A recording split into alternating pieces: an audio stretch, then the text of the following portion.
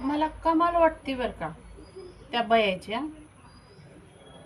ज्यांचे सहमतीचे संबंध पुरुषासोबत असते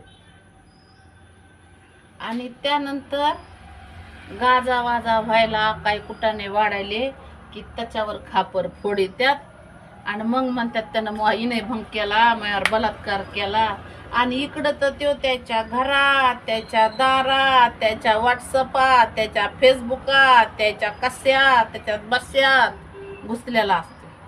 हा, आणि पुन्हा त्याच्यावर इनेभंग, बलात्कार, छेडलं, काय काय केलं, काही बी त्याच्यावर मग टाकायचं.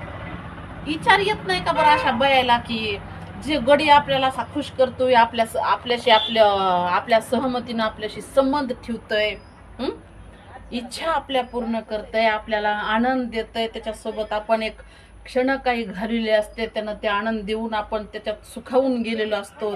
हा, आणि पुन्हा त्याच्यावरच पलटायचं आणि पुन्हा त्याच्यावर गुन्हे दाखल करायचे. आणि गुन्हे दाखल केल्याच्या नंतर असा विचार येत नाही का बरं की त्या पुरुषाचे असे पेपरमध्ये नाव येते, एका काय म्हणतात त्याच्या साऱ्या बातम्यानं त्याच्या साऱ्या इज्जतीचा कचरा होतोय. लिंगपिसाट, फलाण्यानं केला बलात्कार, फलाण्यानं केला विनयभंग.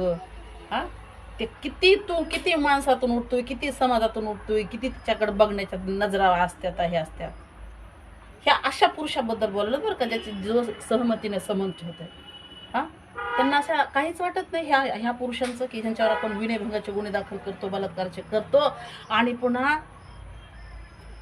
सेटलमेंट सुद्धा करतो. हे सेटलमेंट केलेल्या काही गुन्ह्याचे पब्लिक डॉक्युमेंट्स आहेत, पब्लिक डोमेन मध्ये आम्हाला ते दिसतंय. आणि ह्या दुसऱ्याला सांगतात की तुमचे फलाण्याजवळ बिस्ताण्याजवळ फलाणं होतं बिस्तानं होतं. तुमचं कामच ते आहे का की ही याच्याजवळ झोपली, ती त्याच्याजवळ झोपली, ह्या लॉजवर गेली, त्या हाटलीत गेली, हिथं खाली केले, तिथं आबर्षण केले, तिथं लेकरं पाडले, तिथं ह्या अधिकाऱ्यासोबत, तिथं मंत्र्यासोबत. हेच सांगितलंय का माय समाज कार्यामध्ये करायचं? हीच समाजसेवा असते का? हा, हे दलालपणा सोडून द्यावत ना, लय दलालपणा झाला यो. हा, दलालाच्या वरलं सुद्धा. आणि त्या काय म्हणतात ना, व्यवसाय ज्या महिला करतात त्यांना सुद्धा म्हणजे त्या तर फार त्यांच्यावर मजबुरी असते म्हणून त्या करतात. पण हे तर त्याच्या पलीकडं उगा समाज त्याला नाव ठेवतो, पण त्यात तर तुम्ही त्याच्या पलीकडं एवढे थडखलास. हा, त्याच्यामुळे तुम्ही आम्हाला सांगायचं नाही की आमचे कुणा संघ संबंध, आम्ही कुणाजवळ झोपायला, आम्ही कुणाजवळ झोपू द्या. तुम्ही काय आमचं लायसन थोडंच काढलं इथलं? नाही ना.